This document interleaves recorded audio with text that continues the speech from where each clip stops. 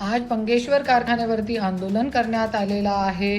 पंकजा ताईचा हे कारखाना होता आणि जे नमिता मुंदडा ताई आहे त्यांनी हे खरेदी करून घेतलेलं आहे. पण त्याच्यामध्ये विकताना ते लोकांना कळू दिला नाही. जे लोक शेअर होल्डर्स होते, शेतकरी लोकांचे शेअरचे पैसे नाही दिले आणि त्यांचे PF, त्यांचे ऊसाचे, त्यांचे जे PFचे पैसे नाही दिले. त्यांचे जे आज ज्या वेळे तुम्ही साखरखाना उघडला होता त्यावेळे तुम्ही सगळ्यांशी शेअर दिले. त्यांच्याकडून जमिनी 40-40 हजार रुपये एकरमध्ये घेतली. पण आज तुम्ही त्या लोकांचे पैसे न देता ते कारखाना नमिता मुंदडा ताईला तुम्ही विकला पैसे न देता.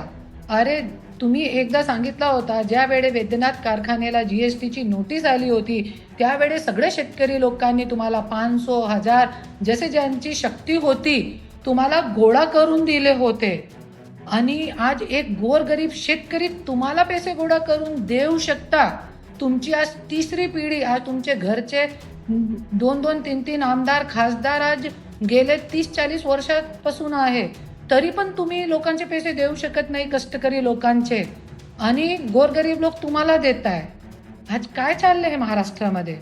आणि मी एकच विनंती करते की लवकरच लवकर हे शेतकरी लोकांचे पैसे द्या, अन्यथा आम्ही मुंबईमध्ये येऊन मंत्रालय समोर आंदोलन उभा करू.